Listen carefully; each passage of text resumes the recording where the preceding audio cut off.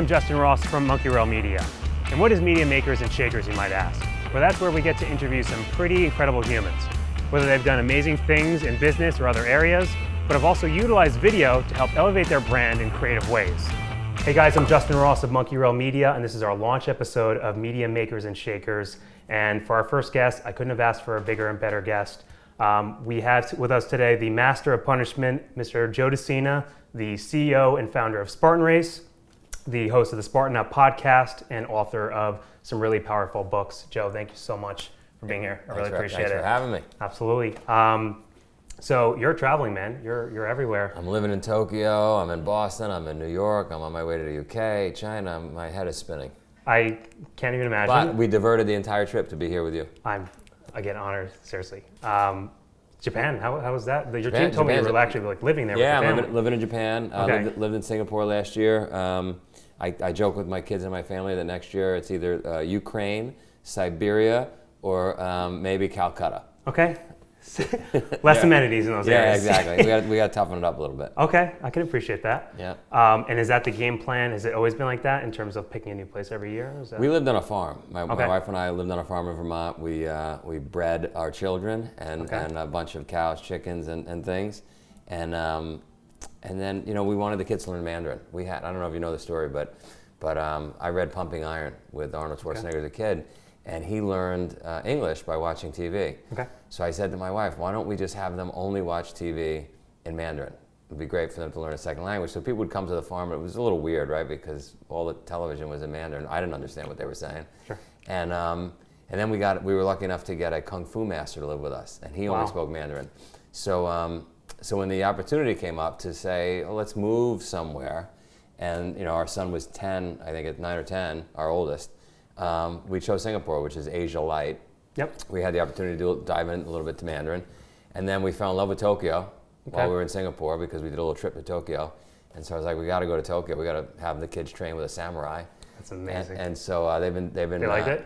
Oh, they're there. They're there now while I'm here with you. Yeah, they're still there. Yeah. That's huge. Yeah. Awesome. I love that. Yeah. And just in the past year or beyond that, where have you been? So we're in 30 countries now as a company. Okay. Spartan's in 30 countries. So I've been all over the Middle East. I've been all over South America. I've been all over Eastern Europe. I mean, we're everywhere in countries I had never heard of. But it's awesome. It's awesome to, I got to pinch myself, right? You just pinch yourself. I got to pinch myself because I get to do this job, transform lives, get these great emails, and travel the world. That's a nice package. Yeah. That's awesome. Seriously. So in terms of the Spartan Race, I think it has a really great background story. I've read about it and I've heard you speak about it in the past, but how does it get from its inception? I know it initially started with the death race, right? Even before that. Even before that, okay. 17 years of hell. That's tremendous. Yeah. So how does it get from its initial inception to what we now know it as today in 30 countries? It's really become this, it has its own language, its own culture. There's such a huge movement behind it. So tell me how, it gets from inception to what it is today. The great analogy is if you wanted to make I was thinking about it because of samurai, you want to make a beautiful steel sword, right? Okay. Uma Thurman and Kill Bill, Japanese steel. Love that. You've got to heat the iron, you've got to pound the iron, you've got to drown the iron, right? And so it's no different building a business. You're about to go through it with this launch episode. Careful what you wish for, because it might take you 17 years to make any money with this thing like it took me. But it's just started out with an idea, like anybody starts out with an idea. And you go out to market. I'm not a big believer in business plans because the market tells you, it gives you information. Absolutely. And you edit your plan based on that information. And so we edited. It was kind of a hobby for me. I was fortunate. I was working in finance, so I was able to fund this hobby. And but I knew there was something there. This was in 2000, and it was called peak.com was our URL. And the idea was, this was before social media. Could we bring together 50,000 lunatics, people that would climb Everest, swim to Cuba, crazy people. Yep. They were giant influencers in my mind, and brands would love to associate with them, and they would inspire the world. So could we bring them all together into one website? I didn't know. I'm not a tech guy. How it would work. And so we started putting on events. They all lost money. Couldn't get anybody to come to these events because they were crazy events. They were 350 miles, 500 miles, crazy stuff. And just when I was about to quit, 2010, I was sitting around the kitchen and we said, you know what, maybe there's a different format. Maybe military obstacles, maybe a little shorter. The name Spartan came to be, and it was, it's that whole package. It's a stew, really, right? You throw in some carrots, you throw in some celery, you throw in a little meat, and that's what makes the whole stew. And I think to answer the question, it was not one particular thing. It was, we're really fortunate with the name. We're really fortunate with the format. We're really fortunate that social media hit when it did. We're really fortunate that, the military was coming back from the war, so a bunch of people looking to get into stuff like this. CrossFit had exploded. So 17 years of pain and suffering and wanting to quit every single day all came together in 2010, and it started to work. That's tremendous. And it just came together at the right time, too. Came together at the right time, yeah. Right Very time, cool. right place, right name. Yeah. Okay. From a kind of a marketing and a branding and just an awareness standpoint. So obviously, I think Spartan Race, what it is, the best way to experience it obviously is to sign up for a race. But in terms of what it provides in terms of like a landscape, right? It's this 360 experience, which the next best thing to actually experiencing it would be, video or some kind of, engaging or, some kind of branding behind it to really just spread the awareness and explain what it's about. So what was the initial video content strategy when you wanted to start putting videos out? Because that's actually how I learned about Spartan Race years ago. Was I heard somebody mention it and I went online and I saw a couple YouTube videos of, I think it might have been like just people actually running the races with GoPros strapped onto them. I think I saw some actually in-depth obstacle footage. So what was the initial game plan for initializing video content, and then where it eventually ended up, fast forward all these years where it's now an NBC? Well, so we take things really seriously when it comes to strategy. So we hired a bunch of YouTube executives, NASA scientists, MIT grads. I'm kidding. Okay. We had nothing. We had no strategy. Really? Okay. And what happened was, it's really funny. What happened was somebody was wearing a GoPro. Okay. And they were at a race, and a tire, because one of our obstacles is a tire flip. Sure. And a gentleman in the race was flipping the tire, and the tire got loose. Okay. And it started to roll down the hill. And it jumped. This is a 300-pound tire. Yeah. And it jumped, and it flew over a participant's head, nearly taking the guy out. This was all captured on film. No. Good Morning America picks it up. Oh my God. And it just goes crazy, right? Okay. And so... It's good PR. Well, it's not good PR at the moment because Okay. we're like, okay, this is not good, right? So a couple of guys in the office came up with this idea. We need to name the tire. Okay. We're going to name the tire Ted. Okay. Ted the tire. He got tired of being flipped, and he just wanted to run the race. He went rogue. And it got millions of views, and so it became very clear to us because I'm older. I'm not really savvy when it comes to tech, and I never built a brand like this before. I just was really passionate about changing lives. I wanted to push people to their limits. That was my focus. I wasn't sitting around with a bunch of people that knew what they were doing when it came to video, but this video hit big, and it became really clear that we needed a video strategy. So you hire a few people, Sure. and I wish I could tell you that we had this great plan and we put it on a white. We didn't. You edit it, you come out with a book, and then you do a podcast, and Colleen sitting in the corner over there says we like to throw spaghetti at the wall and see what sticks. Absolutely. And now we're getting organized. 17 years later, we're getting organized. Better late than never. We bought a whiteboard and some markers. Okay. All right. Well, you got a hell of a momentum to help you along the way. So that's awesome. That's a funny story. Yep. Favorite Spartan promo video? I've seen a number of them. They're really cool. But well, my favorite video is the one we got sued for, which is I'm flipping around online, and Muhammad Ali's voice is being played on some video, and I'm like super inspired listening to it. So I asked our guys, could you take that audio and play it over this black and white video of our race? Okay. I can't tell. I'm getting emails from all over the world saying, I wake up to this thing, I go to bed to it, it gets me out. This is super motivation. We loved it, but then we got sued. So you gotta be careful of. I guess some lawyers bought Muhammad Ali's voice or something and came after us. They wanted his voice. Yeah. That's crazy. Yeah. It's nowhere to be seen now. It's still out there. Yeah, it's still out there somewhere. Okay. I don't know, online. People. I don't even know how it works. People keep that stuff going. Gotta find that. Yeah. Do you do any video yourself? Do you have any gadgets? Do you mess around? I don't have any gadgets. Okay. No, I have a phone. Okay. I do a couple of videos here and there, but we were writing our first book, Spartan Up. Mm-hmm. Somebody said to me, this guy, you should interview him, Zach Evanash. Okay. He owns Underground Strength Training Gym. He's been doing podcasts. He's way ahead of us, friend of Gary V's. And he reached out to me and he said, hey, you wrote this book. You need to do a podcast. I didn't know what a podcast was. So these guys came and interviewed me, and I loved it. Okay. And so I said to this woman that lived in Vermont near us who had some experience doing video, I said, hey, can we do a podcast? And so she said, yeah, we'd have to get a camera and all the stuff you have here. And I said, all right, if we're going to do it, I got to get somebody good to interview, right? And so I said, let's get Richard Branson.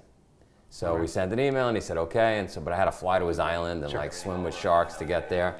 And that was it. That's what started it. So the only gadgets we have now are this equipment to do this podcast. But we're doing more and more video because it's the medium is incredible. Absolutely. I mean, especially for this brand. To your point. Yep. Yep. It's very visual. How many podcasts do you film? So my goal is to do 500, and we've done a couple of hundred already, or maybe more. I don't even know. We just keep doing them. But we have to do them in person like you're doing here. We got a videotape, which makes it hard, and we go all around the world and interview cool people. So, and no one says no. Like you ask anybody, they say okay. Doesn't matter who it is. Yeah. Yeah. That's tremendous. Yeah. That's what I do follow the podcast, and I like that. I mean, you definitely have the notable names, but I find sometimes the people that you've never even heard of end up being the most interesting ones. No doubt about it. Yeah. Yeah. So that's cool. While we're still on the subject of Spartan, what is the craziest thing you've seen at a Spartan race? Craziest thing, I was in Malaysia. Yeah. And I'm in the middle of checking out the spear throw. You know, the spear throw is the burpee maker because most people miss it and they've got to do 30 burpees. And I noticed some people running behind the targets, right? And spears are flying, and I'm thinking, oh my God, this is unbelievable. So I run over and I find out that the runners are doing a different race. Somehow the landowner had just rerouted in the last few minutes another race to go behind our spear throw. And I can't get the Malaysians to stop throwing spears. I can't get the Malaysians in the other race to stop running behind the thing. Sure. And I'm standing in the middle trying to stop, 20, 30 spears flying in the air, runners going by. So it might not be the craziest thing, but that was a crazy one, top of mind. The other recently, we did a race in Saudi Arabia recently, all women. 2,500 women in Saudi Arabia, in burqas. That's huge. Running Spartan Race. Oh my God, in the middle of the heat? Middle of the heat. Oh. Yeah, unbelievable. That's incredible. Very cool. Unbelievable. Well, the reason why I asked that is I've run a few Spartan races. Yep. I did 2 last year. Unfortunately, couldn't get the beast in that calendar year, but I did a sprint and I did a super. So you're not a Spartan yet, but you're not a full Spartan yet. I'm an yeah. aspiring Spartan. Right. But and I plan on getting all 3 this year. Yep.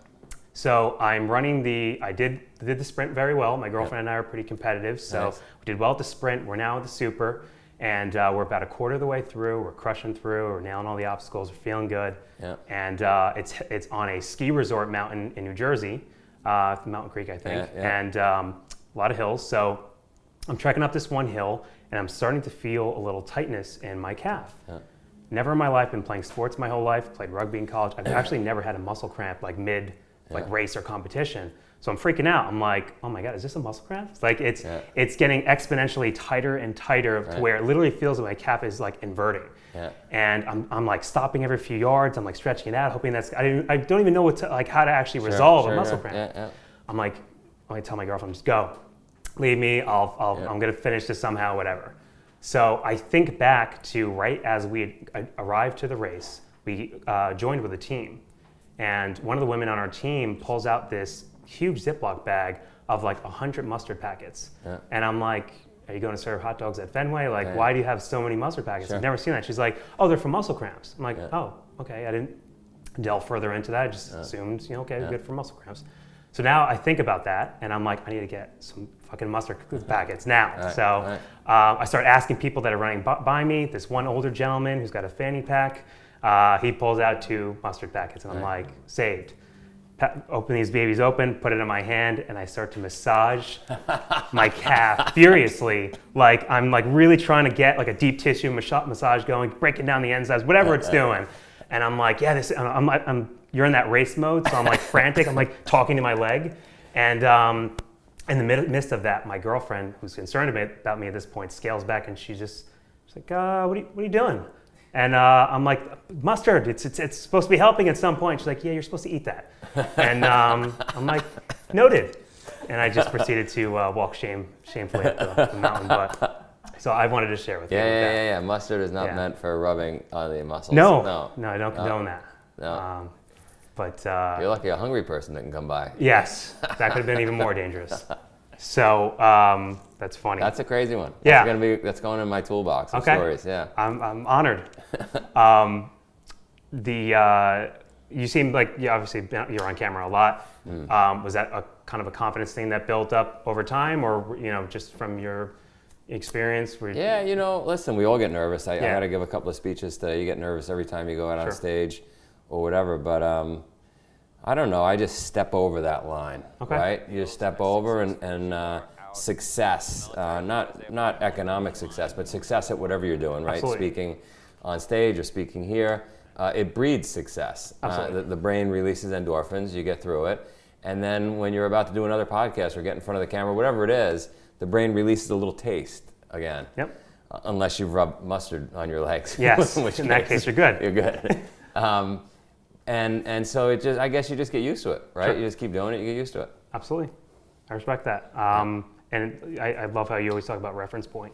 Oh my God, changing frame of reference. That is the game changer for all the viewers and listeners out there, right? Because we live in a bubble, especially in the first world. And in that bubble, we don't face adversity, right? We don't have situations that our ancestors had where you had rites of passage and you push through. Not very many people on a percentage basis are in the military. And so when the slightest things go wrong in our lives, we flip out. Absolutely. Ridiculous things, right? There was a woman I was giving a speech this morning and she said, do you want to be mic'd up or can I give you a handheld mic because you got to hold a clicker and the mic? Are you sure you're okay? Because most people, and I thought to myself, that's a problem? Sure. Like, you know what I mean? Yeah. Like, or no Wi-Fi, that's not a problem. Like if we had Spartan Airlines, there would be no seats. You just stand up. Like, why would we have seats? Burpees mid-flight. Yeah, right. Like, why would you have seats? Sure. So anyway. Okay. Frame of reference, very important. Change your frame of reference. And it's funny, until I'd heard, I think maybe I saw it on the podcast or something, but until I actually heard that term, like I knew it deep down, like every time you do something, you gain from that experience and all of a sudden everything kind of like looks differently. You get through this huge crazy thing. It's like putting goggles on, right? It's having a whole new perspective on life. Yeah. My mind goes to that place. Anytime there's a tough we all have tough situations on a daily basis. My mind immediately goes to, it could be worse. Yep. It doesn't go to, it should be better. It could be worse. Sure. Sometimes it's hard to get that frame of reference, but it's a good mantra for sure. Yeah. What, in your opinion, within the scope of fitness and wellness and within this industry, what would you say is like the most important, type of video that a gym owner or anybody with a fitness business, like what's the most compelling thing that really tells the story effectively? Without a doubt, the most important thing for anybody, I've been doing business 35 years, authenticity and your why. Like why does that guy or girl own that gym? What's the reason behind it, right? So if you can only do one video, there's a gun to your head, you own a gym, and you can only do one video. That video has to be you explaining your why. Why you do, and by the way, if your why is I just want to make money, it's not going to work. Sure, people see right through it. They see right through it, right? Like if you really are passionate, whatever the reason is, whatever your story is, wherever you came from, that's going to resonate with certain people, not everybody, and they are going to patron you because of that. So you got one shot at a video, that's your video. Okay, I love that. Yeah. I really love that. Okay. All right. Joe, thank you. You're awesome. I appreciate it. Thanks. Likewise.